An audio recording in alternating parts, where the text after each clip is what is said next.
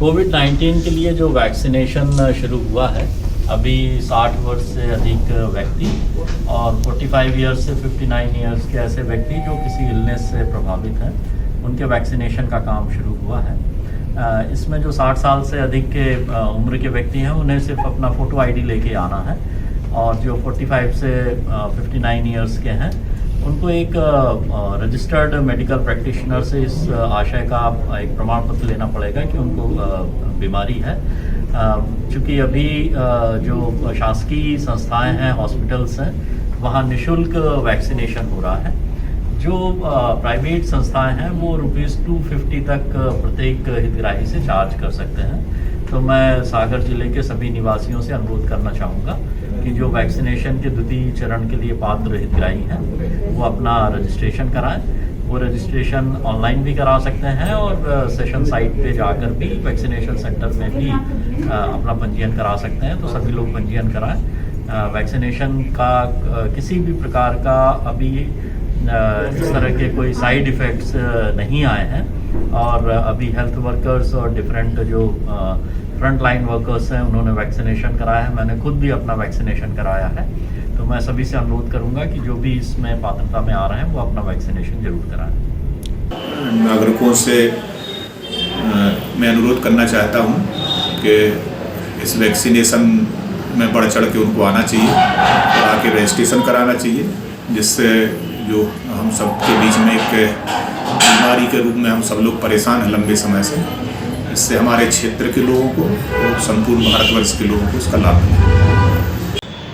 जी नमस्कार, मैं C7 news channel के माध्यम से सागर नगर की हमारी प्रबुद्ध जनता से निवेदन करना चाहते हैं कि जो व्यक्ति, जो नागरिक 60 वर्ष की आयु पूर्ण कर चुके हैं, 60 वर्ष से अधिक आयु के हैं, उन तमाम नागरिक बंधुओं से, बहनों से मेरा ये अपील है कि जैसा कि माननीय प्रधानमंत्री जी ने देशवासियों से अपील की है कि अपना टर्न आने पे वैक्सीनेशन, जो कोविड-19 वैक्सीनेशन है, वो ज़रूर लगवाएं।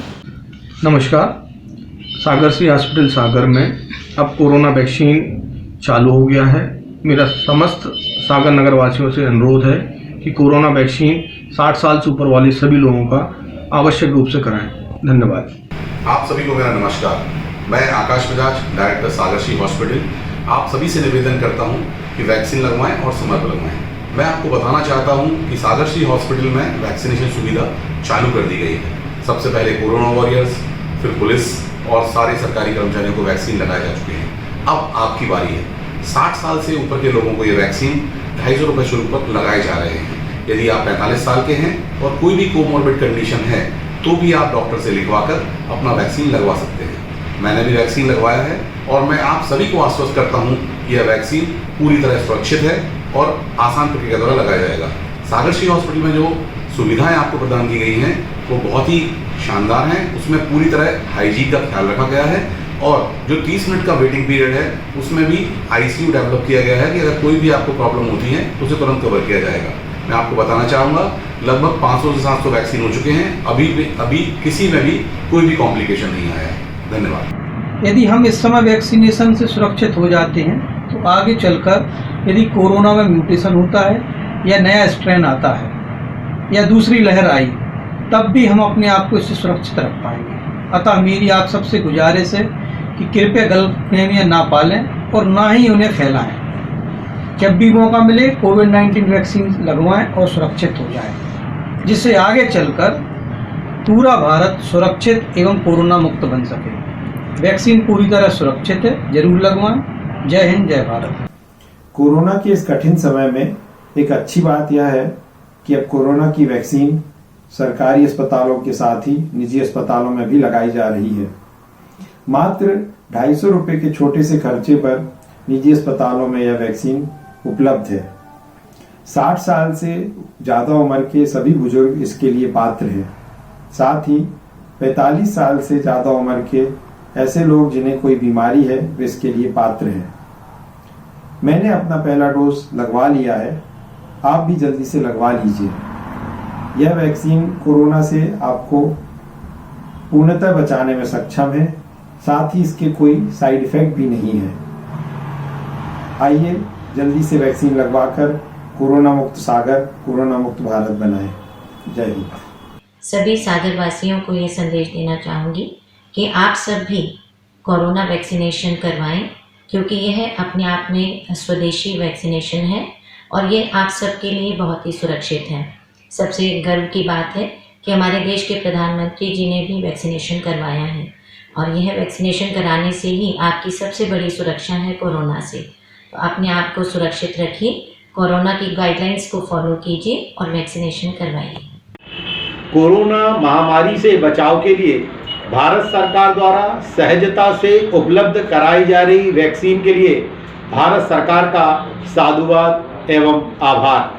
कोरोना महामारी से बचाव का केवल एकमात्र उपाय है कि अपनी आयु वर्ग में वैक्सीनेशन का नंबर आने पर वैक्सीन लगवा लें और इसमें पूर्ण उत्साह व विश्वास झलकना चाहिए।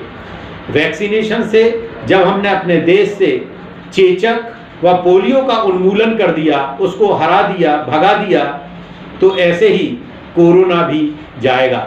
जय हिंद, जय भारत, स्वस्थ भारत। धन्यवाद। सर्वप्रथम मैं इस देश के प्रधानमंत्री माननीय श्री नरेंद्र मोदी जी को इस चैनल के माध्यम से अपनी ओर से और पूरे देशवासियों की ओर से धन्यवाद प्रेषित करना चाहता हूँ कि जिन्होंने बहुत ही अल्प समय में कोरोना कोविड-19 वैक्सीनेशन की उपलब्धता इस देश के नागरिकों को उपलब्ध कराई। मैं इस शहर के सभी प्रबुद्धजनों, विशेष रूप से 60 वर्ष से अधिक आयु के और 43 वर्ष से लेकर 60 वर्ष की आयु के वो सभी नागरिक जिन्हें ब्लड प्रेशर, डायबिटीज या हार्ट संबंधी बीमारी है, उनसे अपील करना चाहता हूं कि वो अपने को सुरक्षित रखने के लिए और समाज को कोरोना मुक्त बनाने के लिए वैक्सीनेशन की प्रक्रिया को अवश्य पूरा करें और जल्द से जल्द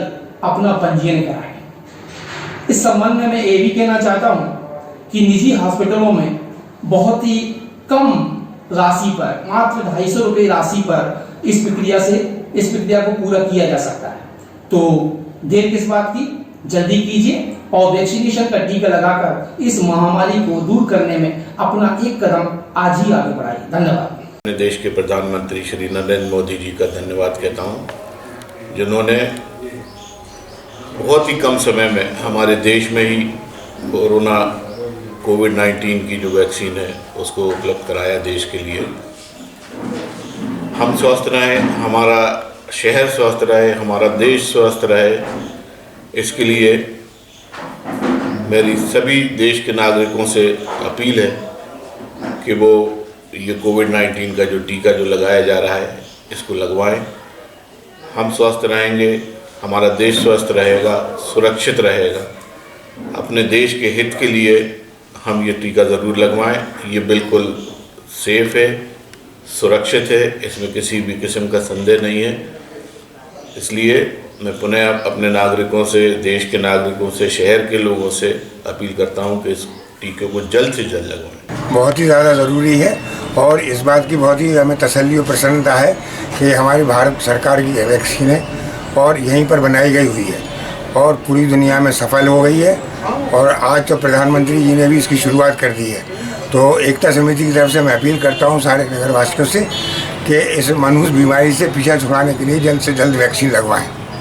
जो वैक्सीन बनाई है निश्चित रूप से वह कारगर होगी, तभी सब लोग लगा रहे हैं और उसके कोई ज़्यादा वेड इफेक्ट नहीं आ रहे हैं। यदि ऐसा कुछ होता तो निश्चित रूप से वैक्सीन लगना बंद हो जाती है, किंतु वैक्सीन कारगर है और हमारी जो चेन है कोरोना की वह भी उसमें टूट रही है और इस चेन को तोड़ने के लिए तीव्र गति से वैक्सीनेशन हो, ऐसी व्यवस्था हो तो निश्चित रूप से इसका फ़ायदा मिलेगा।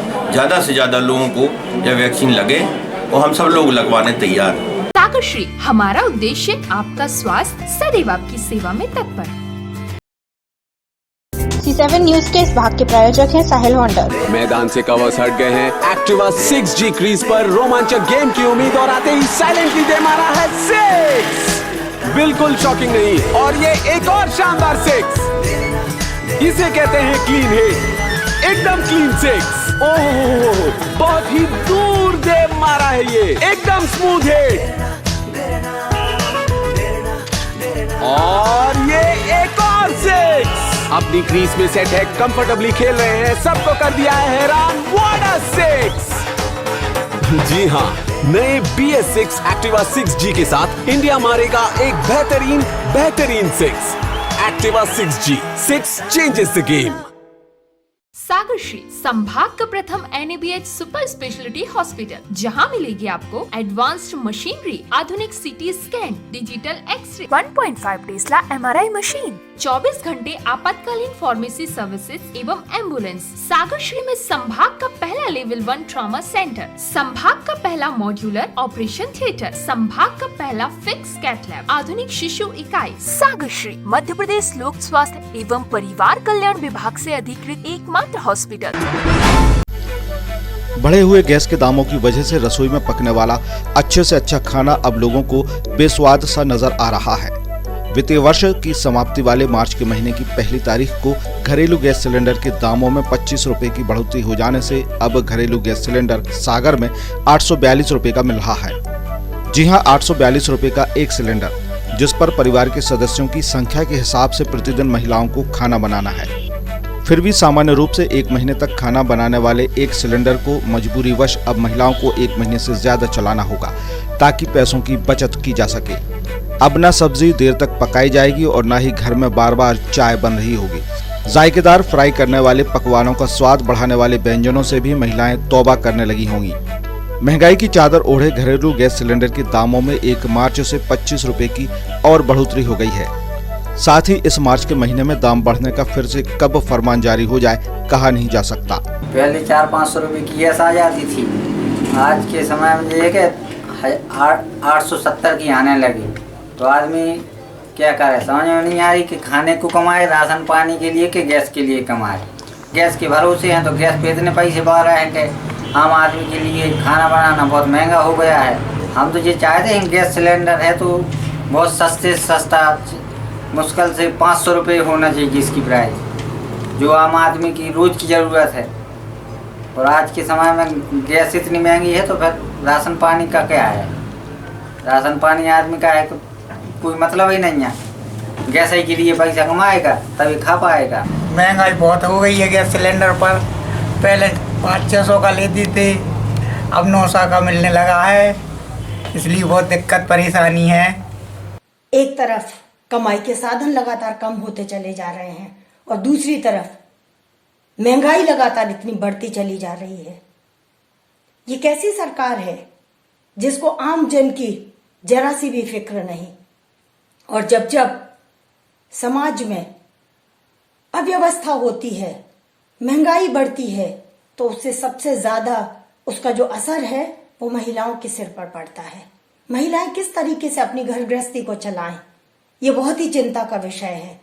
पेट्रोल, डीजल और रसोई गैस तीनों के मामले में केंद्र सरकार की जो नीति है उसके कारण देश की जनता को महंगाई का सामना करना पड़ रहा है और लगातार दाम बढ़ रहे हैं।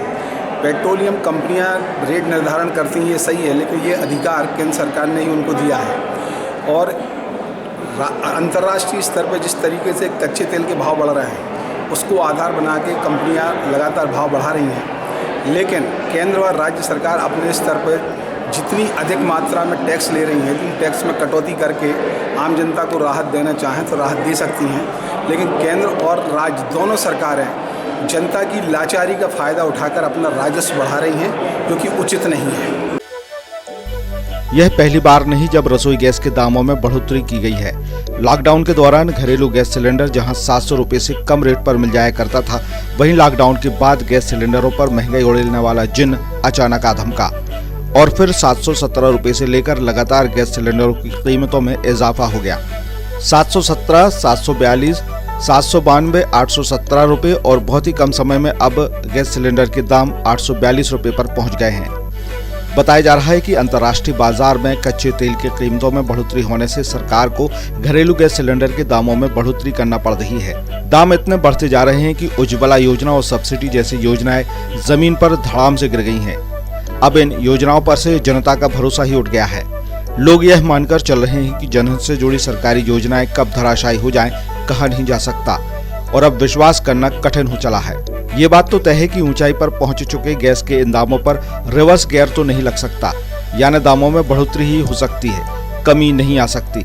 अगर इसी गति से घरेलू गैस सिलेंडर के दाम बढ़ते गए तो वह दिन दूर नहीं जब पेट भरने के लिए भोजन की कढ़ाई 1000 रुपए के घरेलू गैस सिलेंडर पर चढ़ा करेगी।